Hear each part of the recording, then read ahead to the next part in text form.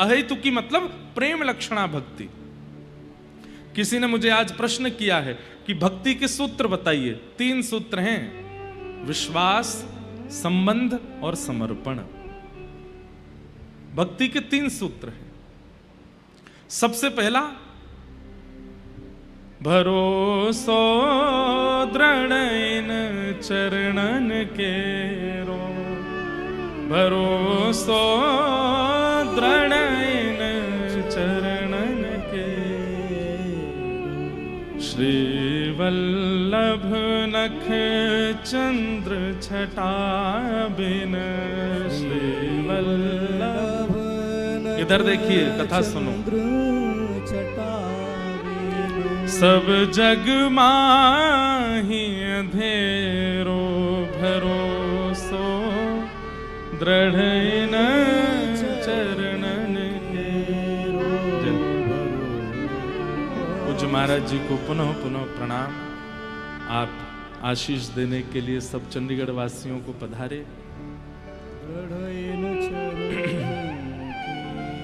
भक्ति का पहला सूत्र क्या है? क्या है? नहीं जोड़ते बोल दो, विश्वास, भरोसा। और विश्वास का मतलब क्या होता है? चाहे जीवन में जैसी परिस्थिति आ जाए, ठाकुर जी के ऊपर प्रश्न ना उठना, ठाकुर जी से कभी शिकायत ना करना, यह विश्वासी व्यक्ति का लक्षण है। बंधुओं, प्रेम का एक स्वरूप होता है। इधर देखिएगा कि सहा गया, और जब प्रेमी सामने आया तो उसको बताया ना। एक होता है कि पूरे दिन सहा, पति गए थे काम पे और पूरे दिन पत्नी ने सहा, जो भी सहा, चाहे रसोई में काम करते करते कुछ सहा, सासू मां से सहा, पड़ोसी से सहा, बच्चों से सहा, जो भी सहा। शाम को जब पति घर लौट करके आए तो सब बता दिया, रसोई में ऐसा हो गया, माँ ने ऐसा किया, बच्चे ऐसे कर रहे थे, ये हो गया, सुबह से तो ये हो गया, ये हो गया। ठीक है, हम आप सब लोगों के ये स्वभाव में आ चुका है कि हम पूरे दिन जो घटना घटती है उसको इकट्ठी करते जाते हैं और फिर अपना अति प्रेमी मिलता है तो सब बता देते हैं। पर आप जान करके हैरान होंगे, ये प्रेम का स्वरूप नहीं है। प्रेम का स्वरूप क्या है? सहा गया, लेकिन जब प्रेमी आए तो मन में विचार किया, 2 घड़ी के लिए आया है, अब क्या बता करके और समय गवा दूं? नहीं बताया, नहीं कहा, बस सह लिया। ये प्रेम है। 100 वर्ष बाद ठाकुर जी मिले थे किशोरी जी से कुरुक्षेत्र में। 100 वर्ष बाद ठाकुर जी द्वार पर खड़े हैं, भीतर नहीं जा रहे शिविर में। पता है कि यहां किशोरी जी बैठी हैं, और क्यों नहीं जा रहे हैं? ठाकुर जी को यह है कि कितनी शिकायतें होंगी मुझसे, कितने अपराध मैंने किए हैं, परसों की कह के गया, बरसों तक नहीं आया, आज 100 साल बाद किशोरी जी के सामने किस मुंह से जाऊंगा मैं?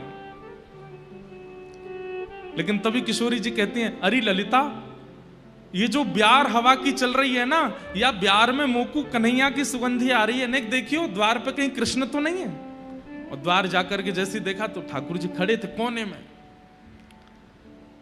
जैसे ही ठाकुर जी देखे, शिकायतें तो बहुत थी, कहना तो बहुत था, लेकिन भूल गए, उठ करके तुरंत गई। और 100 वर्ष पहले की श्री किशोरी जी की प्रीति में और 100 वर्ष के विरह के बाद के आज के किशोरी जी की प्रीति में तनिक अंतर नहीं है। तुरंत हाथ पकड़ करके आओ श्याम सुंदर। बस हाँ, नेत्र नहीं मिला पा रही हैं, लेकर के आई, बैठाया। ललिता विशाखा से बोली, स्वरूप नेक रूखो रूखो लग रहा है, नेक श्रृंगार पेटी लेके आइयो। और श्रृंगार पेटी लेकर के ठाकुर जी का श्याम सुंदर का श्रृंगार कर रही है किशोरी जी। यहाँ पत्रावली बना रही, क्योंकि अब द्वारिकाधीश बन गया, पत्रावली तो करते नहीं ठाकुर जी, पत्रावली बना रही हैं। मुकुट पे मोर पिच्छ धारण कर रही हैं, घुंघराले केशों को समेट करके सुंदर यहाँ पर एक जूड़ा जैसा बना रही हैं, पीतांबरी पहना रही हैं, इत्र लगा रही हैं, यहाँ पर कुछ जावक के चिन्ह बना रही हैं और कह रही हैं, हे श्याम सुंदर। ठाकुर जी कहना चाह रहे हैं, श्री जी मुकुट क्षमा। बोले शांत रहो, ये सब बात मत करो। किस बात की क्षमा मांग रहे हो आप? मैंने 100 वर्ष का विरह दिया आपको, 100 वर्ष तक नहीं आया मैं। किशोरी जी बोली, श्याम सुंदर, वास्तव में 100 वर्ष का अंतराल निकल गया, मैं भूल गई थी। जैसे ही आप सन्मुख आए तो ऐसा लगा कि मथुरा जाने से ठीक एक दिन पहले जो हमारी वार्ता हुई थी वो कल ही हुई थी, और उसके बाद आज आ गए हो। बीच का ये समय कहां चला गया मुझे नहीं पता। अब उसकी चिंता मत करो, उसकी चर्चा मत करो, रास करो। और किशोरी जी के साथ रास किया, इसे कहते हैं प्रेम।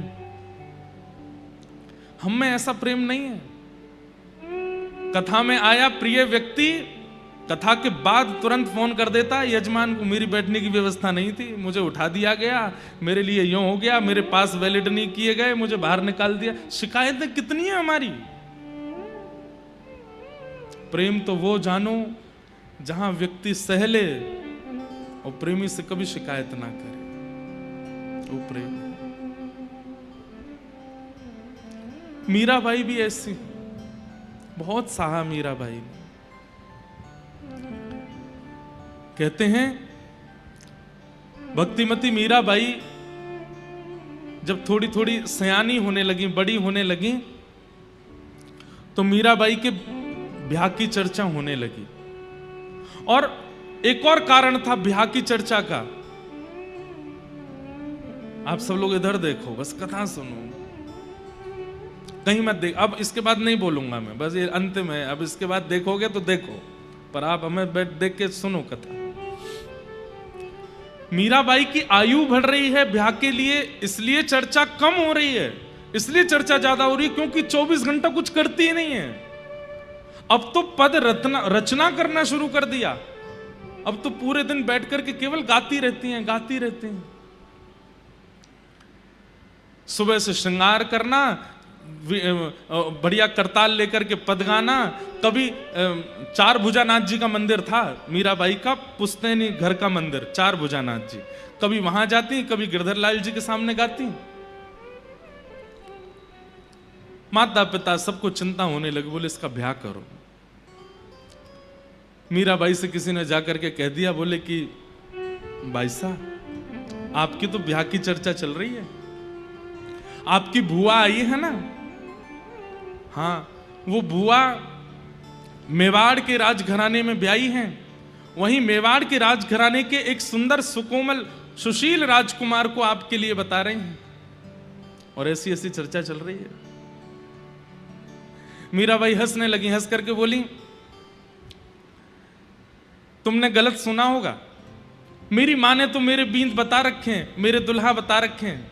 मेरे दुल्हा वो कोई और नहीं होगा, मेरे दुल्हा मुझे पता है कौन है। बोले कौन है? बोले ये बैठे सामने, ये जो भीतर बैठे यही है मेरे दुल्हा, और कोई मेरा दुल्हा नहीं होगा। सब सखियां हंसने लगी, बोले कि अरे आप भी बड़ी भोली हो, आपको कुछ नहीं पता, आपके ब्याह की चर्चा चल रही है। जो मीराबाई को लगा कि ज्यादा ही चर्चा कर रहे हैं ब्याह की, तो बाईसा माता जी के पास गई, पिताजी के पास गई, सबसे जाके बोली, आप लोग ये सब क्या चर्चाएं कर रहे हैं? जिसका पूर्व ही ब्याह निश्चित हो गया हो उसकी अन्य कहीं चर्चा करना अपराध है, पाप है। मां बोली, तेरी कब चर्चा? आपने ही तो बताया था कि ये मेरे बींद हैं। मां बोली, वो तो मैंने ऐसी हंसी में बोल दिया था। मीराबाई बोली, आपकी हंसी थी, मेरे लिए वास्तविकता है वो। मैं उनको वर्ण कर चुकी हूं, मेरे नेत्रों में, मेरे मन में, मेरे बुद्धि में सर्वस्व श्री कृष्ण विराजमान है, अन्य किसी का वर्ण मैं कैसे कर सकती हूं मां? सब लोग सोचते इसकी बचकानी बातें, सुनो ही मत। लेकिन मीराबाई को सबसे ज्यादा अगर उनके परिवार में कोई प्रेम करता है तो वो श्री राव दूधा जी, उनके दादाजी। मीराबाई अपने दादाजी के पास गए, गोद में बैठा लिया मीराबाई को। क्या बात है मीरा, इतना क्यों रो रही है? आप सबको समझाओ ना, सब मेरे ब्याह की बातें करते हैं, सब कहते हैं कि मीरा का ब्याह होगा, वहां होगा, ऐसे होगा। दादाजी मुझे ब्याह नहीं करना, मैं तो गिरधर लाल को अपना प्रियतम मानती हूं, वही मेरे पति हैं। राव दूधा जी ने मीराबाई के रुदन को देख करके वचन दे दिया, जब तक मैं जीवित हूं तेरा ब्याह नहीं होगा, तू चिंता मत कर। लाली, मेरे बाद अगर ये तेरा ब्याह कहीं कर दें तो मैं नहीं कह सकता, लेकिन जब तक मैं जीवित हूं मीराबाई बोली आप कहीं नहीं जाएंगे, आप मेरे पास रहेंगे, मेरे दो ही तो हैं, या तो गिरधर लाल मेरे हैं या मेरे दादू मेरे हैं, और कोई मेरा नहीं है, आप मुझे छोड़ के नहीं जाना। राव दूधाजी हंसने लगे, नहीं जाऊंगा। और राव दूधाजी ने पूरे परिवार को बुला करके कह दिया, मैं जब तक जीवित हूं, मेरी श्वास चल रही है, मीरा का ब्याह नहीं होगा।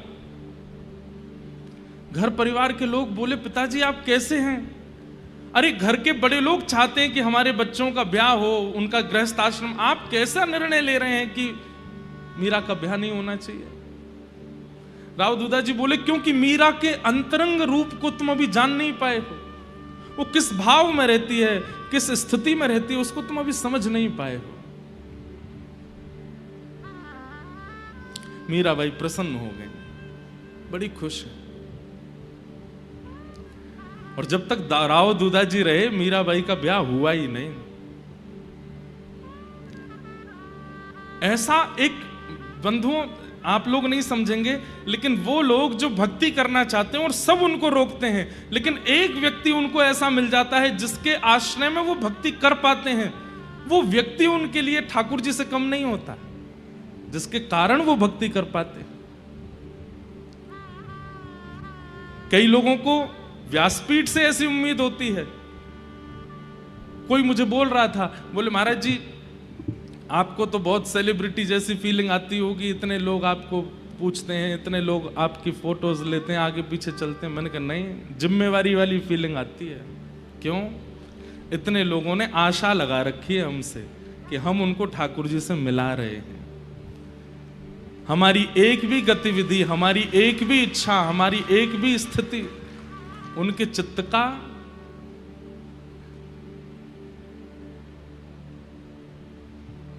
भाव विमुख कर सकती है।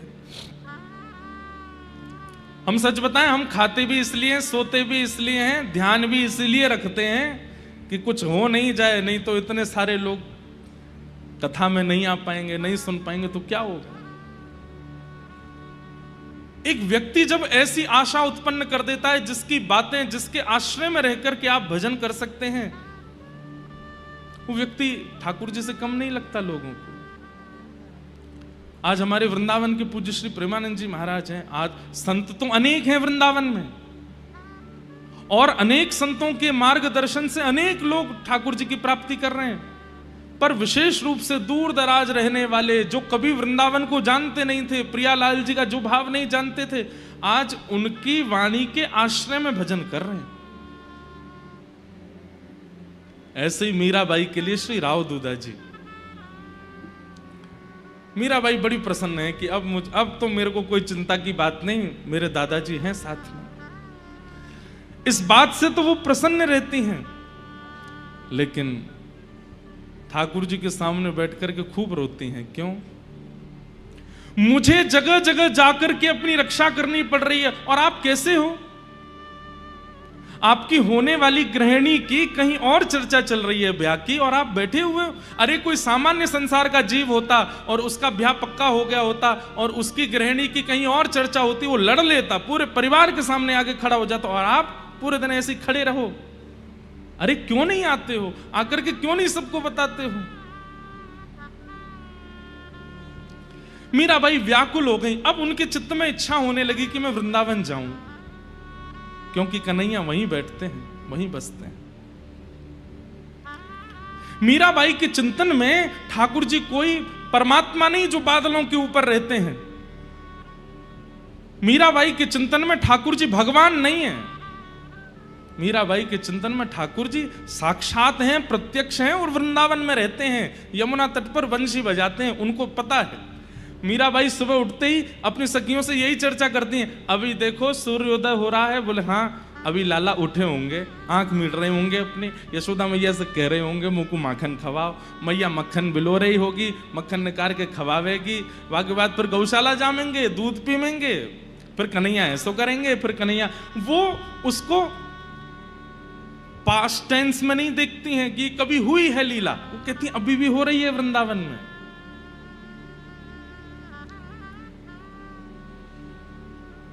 एक संत आए हैं मेड़ता में।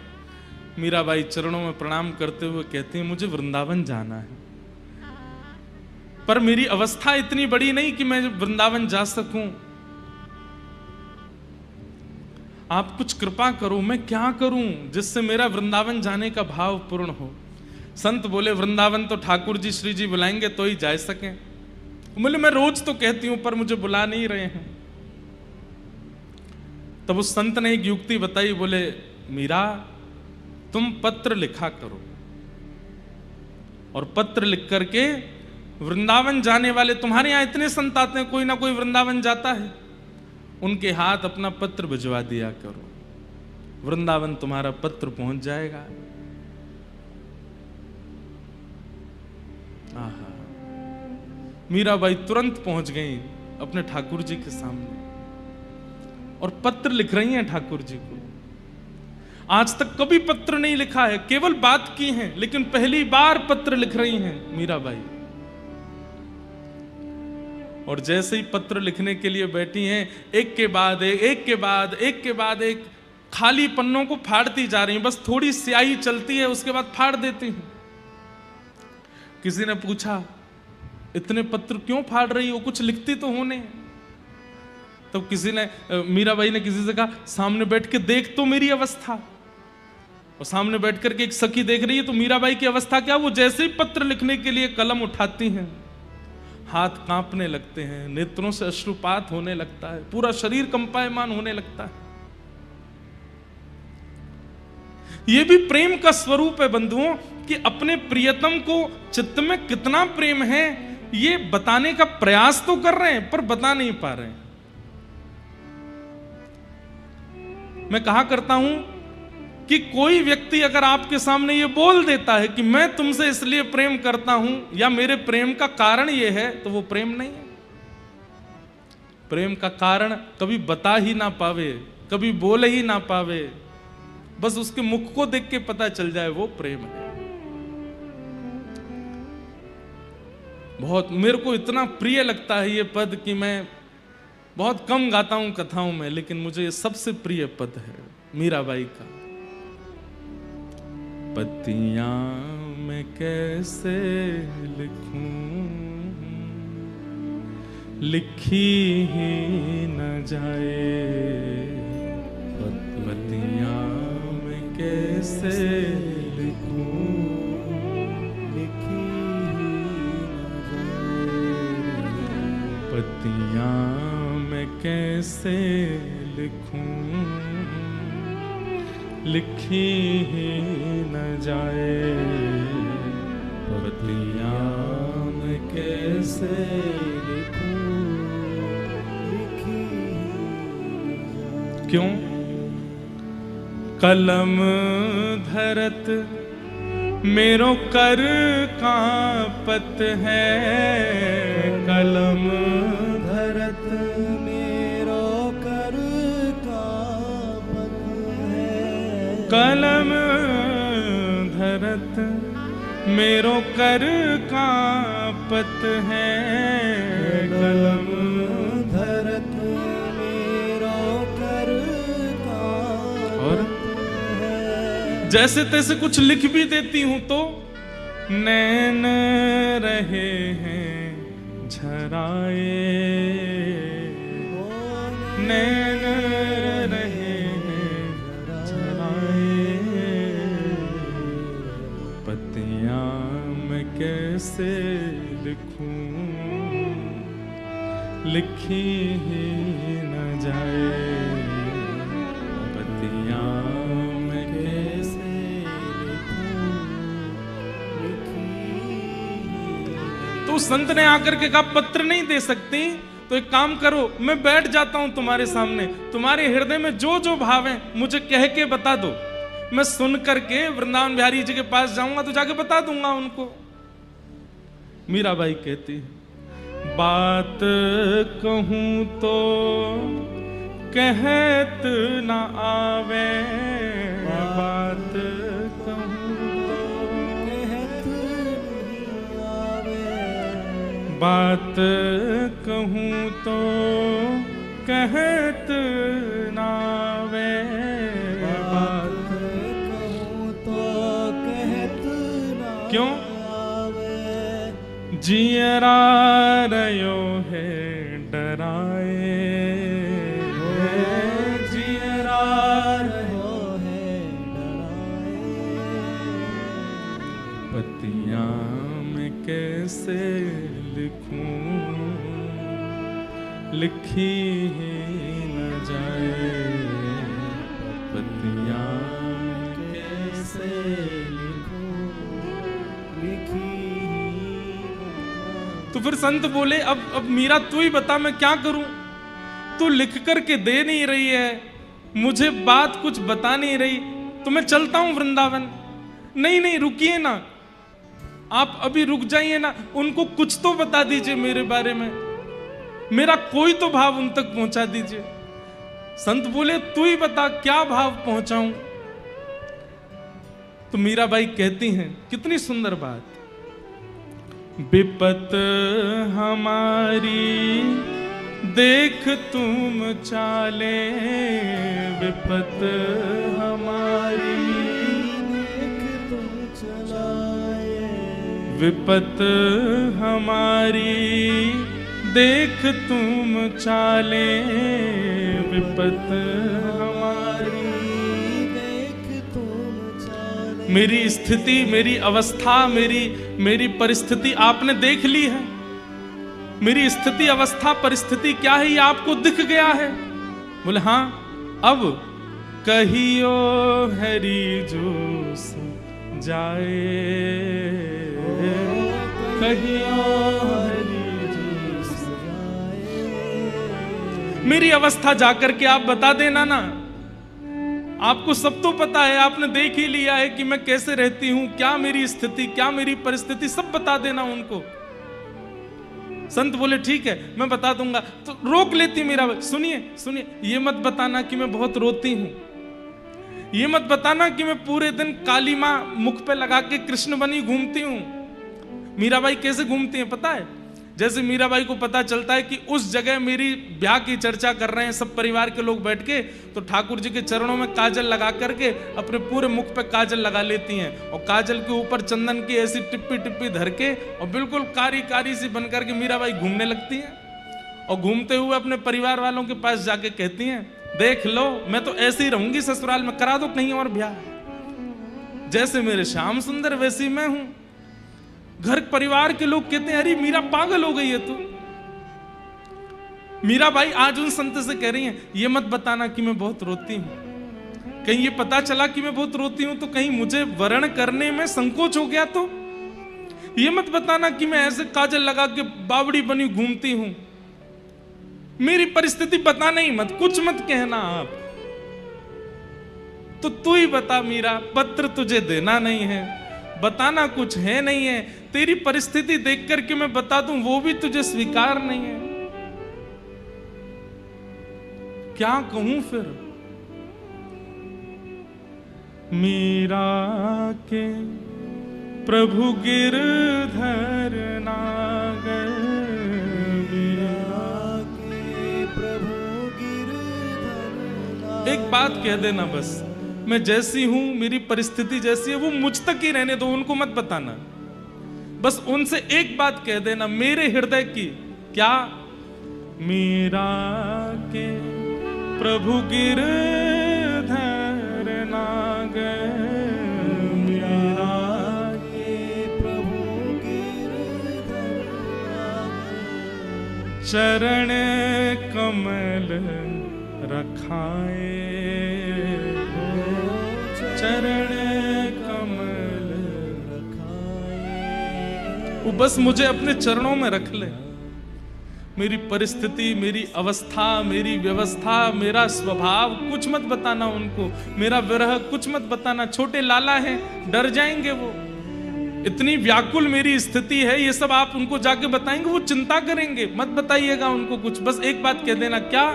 राजस्थान में राव दूधा जी के परिवार की एक लाली है मीरा, उसको केवल अपने चरणों में वास दे दे और कुछ नहीं चाहिए।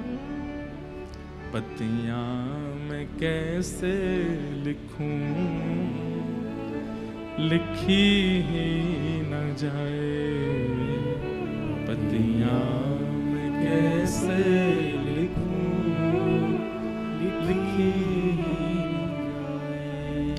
अरे कहां तक कहें, जो संत आते हैं ना मीराबाई के पास, वे अपना वृंदावन जाना 6-6 महीने तक टाल देते हैं मीरा की स्थिति देख करके, कि वृंदावन में भी वो सुख नहीं मिलेगा जो हमें मीरा की अवस्था देख करके मिल जाता है, मीरा की स्थिति देख करके मिल जाता है।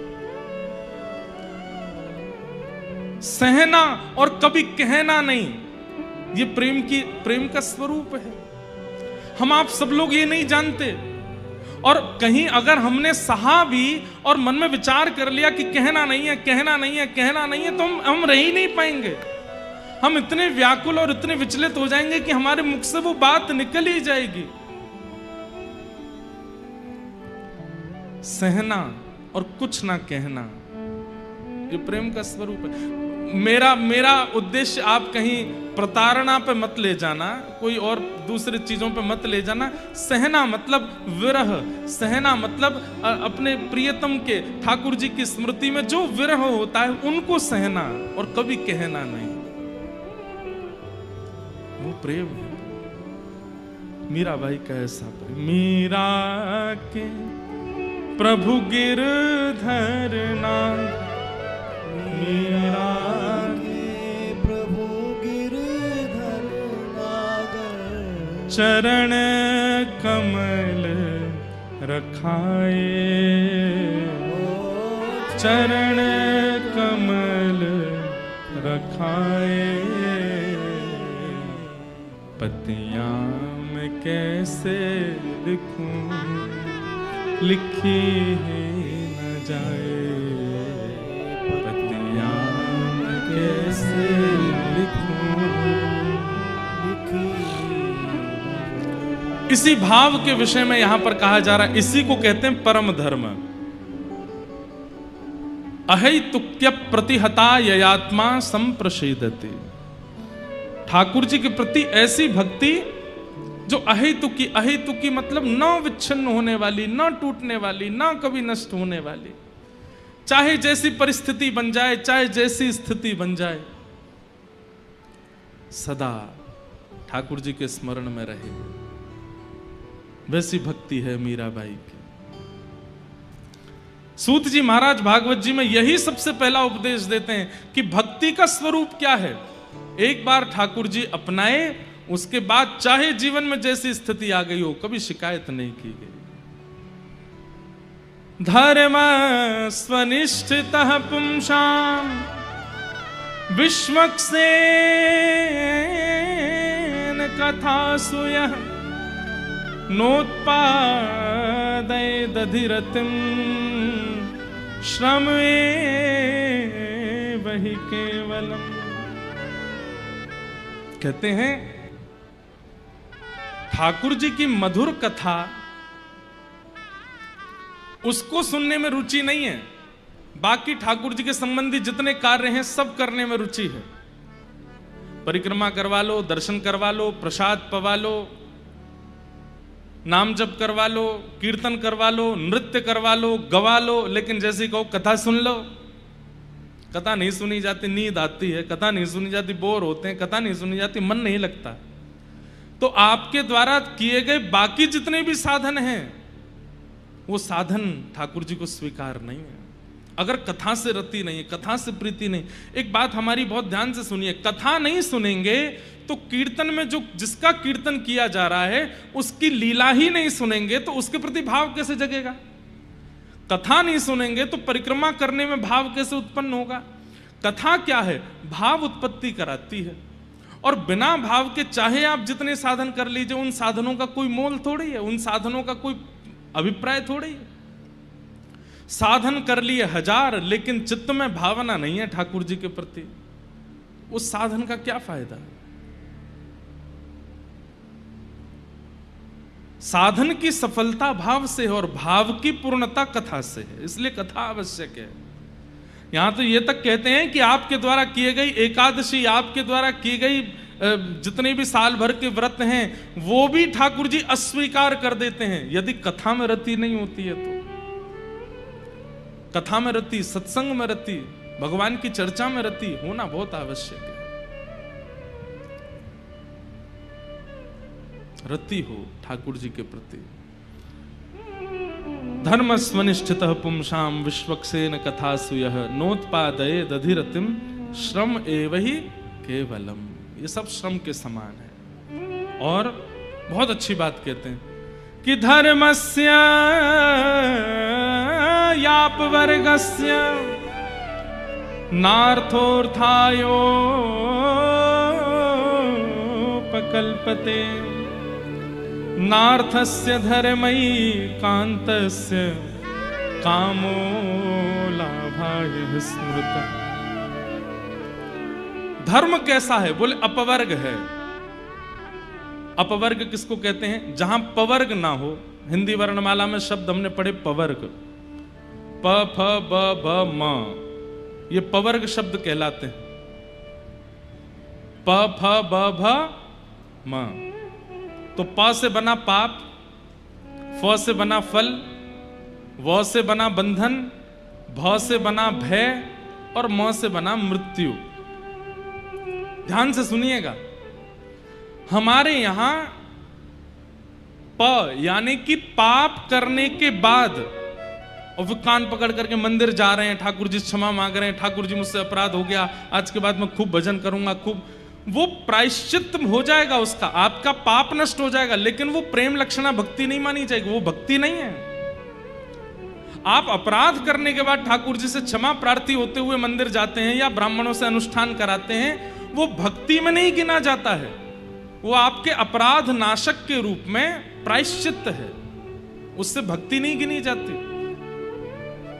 तो पाप करने के बाद किया गया भजन श्रेष्ठ नहीं माना जाता, वो भजन है ही नहीं। दूसरा शब्द आता है फ, यानी कि फल की प्राप्ति के लिए किया गया भजन।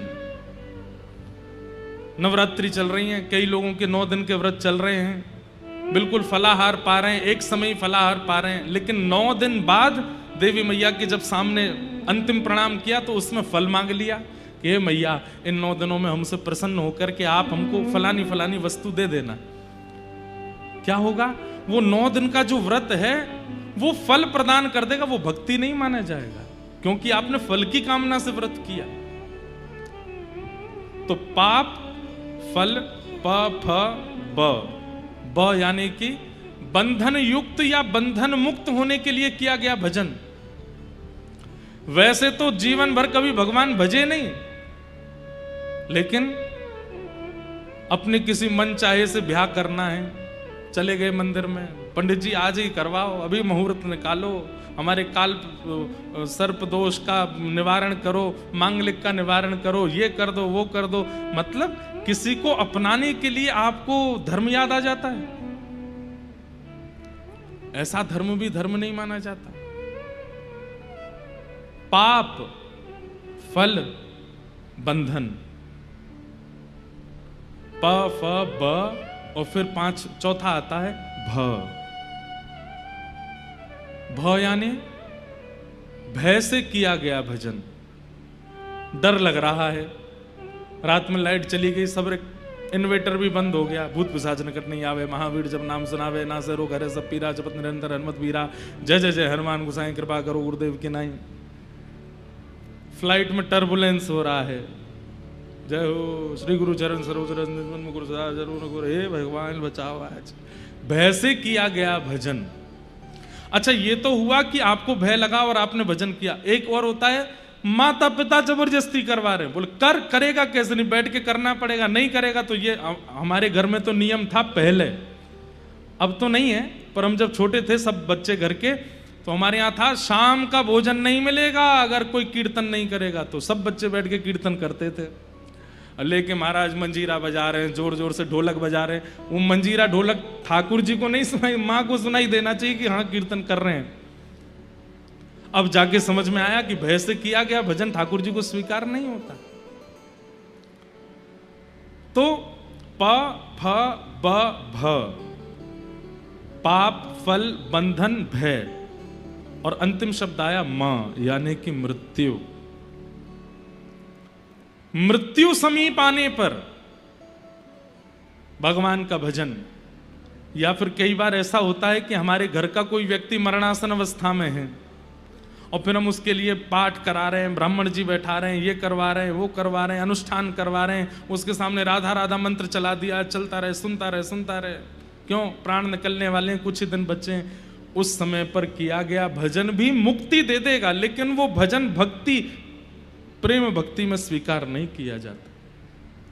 इसलिए यहां अधिकतर जितने भी बैठे हैं वो सब प्रेम लक्षणा भक्ति के उपासक हैं। आपसे हमारी प्रार्थना, पाप, फल, बंधन, भय और मृत्यु, इन 5 कारणों से कभी ठाकुर जी का नाम मत लीजिएगा। पाप हो गया, आप ठाकुर जी से कहो, नाथ पाप मैंने किया है, इसका मुझे प्रायश्चित नहीं, इसका जो फल हो मैं भोगूंगा, मुझे दीजिए। ये प्रेम लक्षणा भक्ति करने वाले का स्वभाव है। बंधन मिले तो अच्छा, नहीं मिले तो कोई बात नहीं, ठाकुर जी आपने कोई बढ़िया सोच के रखा होगा, उससे प्रार्थना नहीं करते। कई बहनें तो बेचारी मनपसंद जो जिसको वो प्रेम करती हैं उसको पाने के लिए ही शंकर जी पे दूध चढ़ाती रहती हैं, इसको दिलाओ। मिल जाए तो अच्छा, नहीं मिले तो नाथ आप जैसी इच्छा, आप जैसा प्रयास करेंगे, हमारी कोई आपसे अर्जी नहीं है। ये प्रेमी भक्त का लक्षण होता है। पाप, बंधन, भय, भय से कभी भजन नहीं करेगा, भय लगने पर कभी भगवत स्मरण नहीं, भय लगने पर उसकी निवृत्ति ढूंढ लेगा, लेकिन ठाकुर जी का नाम उच्चार, अब वो बात अलग है कि हमारे स्वभाव में आ चुका है तो हम कर लेते हैं, भय से भजन नहीं। प फ ब, फल की प्राप्ति के लिए भजन नहीं। चाहे दुनिया की कैसी भी वस्तु हो, मेरे भाग्य में होगी तो मुझे मिलेगी, मैं उसके लिए यत्न नहीं करूंगा,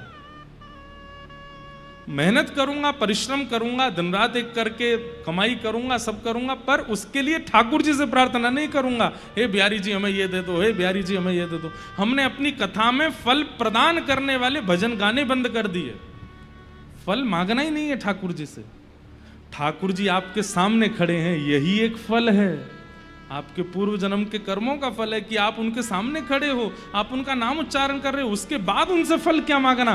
फल से तो रस मांगा जाता है, सामने खड़े हैं उस रस का आस्वादन करें। और मां यानी कि मृत्यु, मृत्यु से भयभीत होकर के भजन नहीं। हमारा भजन कैसा है? हमारा भजन तो मीराबाई का एक पद है, मैं तो गोविंद रा गुण गासूं, राणा जी रूठे तो मने काय कर सी, मैं तो गोविंद रा गुण गासूं, राणा जी रूठे तो मने। मीराबाई का ऐसा भाव, हम बिल्कुल निर्भीक होकर के गाती हैं। बोले राणा जी रूठ जाए, राणा कौन था पता है? मीराबाई का देवर। कल की कथा में वो विस्तार आएगा उसका। तो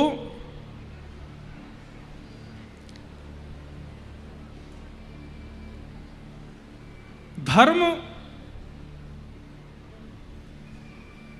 पाप, फल, बंधन, भय और मृत्यु के कारण से नहीं करना चाहिए। हम कम से कम हम लोगों को, हम प्रेम लक्षणा भक्ति के उपासक हैं, हम ठाकुर जी से प्रेम करते हैं, हमारी कोई इच्छा नहीं है उनसे। हमारी भक्ति तो कम से कम ऐसी हो कि हम इन 5 भावों से ठाकुर जी का भजन ना करें। हाँ, इतना कह सकते हैं कि जैसे फल की प्राप्ति में कई लोगों को संतान की कामना होती है, कई लोगों को उज्जवल भविष्य की कामना होती है। हर कामना के पीछे उद्देश्य ठाकुर जी हों। संतान ऐसी मिले जो वृंदावन से प्रेम करने वाली हो, ऐसे हमें पति मिले जो वृंदावन ले जाने वाले हों, ऐसी पत्नी मिले जो ठाकुर जी का भजन कराने वाली हो। इस कामना से अगर फल की कामना भी की जाए तो वो फल गलत नहीं है, वो भी उचित है। इस भाव से फल की कामना की जा सकती है। मीराबाई प्रेम से ठाकुर जी की सेवा करती हैं। आज जन्माष्टमी आ रही है बंधुओं। पहली बार मीराबाई को ठाकुर जी का दर्शन कब हुआ? सुनो, हर साल मीराबाई पूरे कल मैंने बताया था ना कि मीराबाई के ठाकुर जी जहां विराजते थे उसका स्थान का नाम क्या था? श्याम कुंज, श्याम कुंज में मीराबाई विराजमान रहती हैं और मीराबाई के श्याम कुंज में प्यारे गिरधर लाल जी आनंद से विराजते। श्री राधा रमण लाल की जय। परमानंद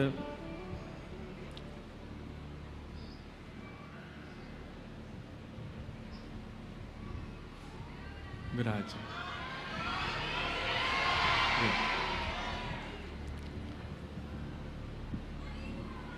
जय।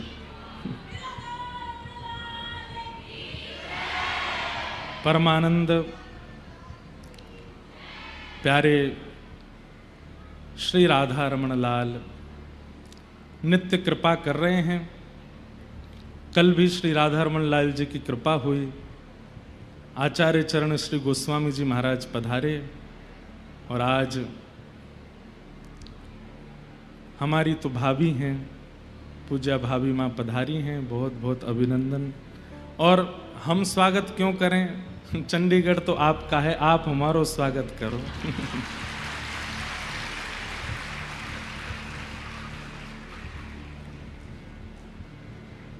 और विशेष रूप से तो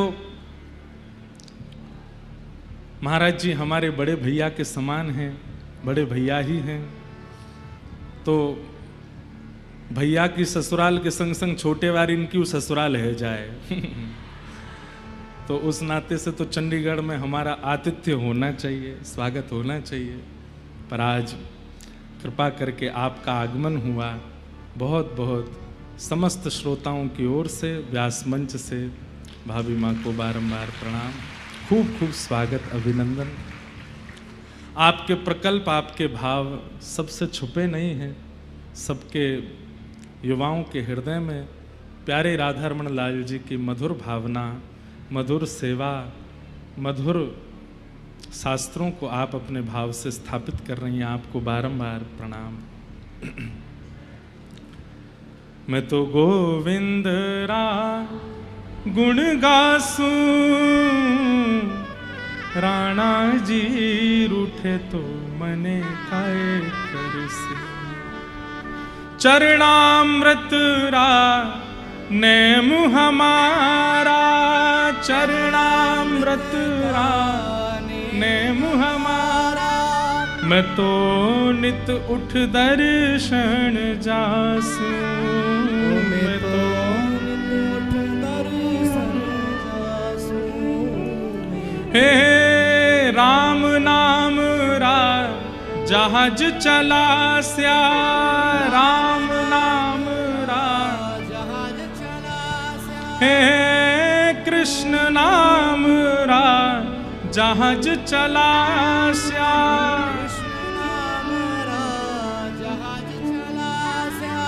मैं तो भव सागर तर जासूं, मैं तो भव सागर तर जासूं।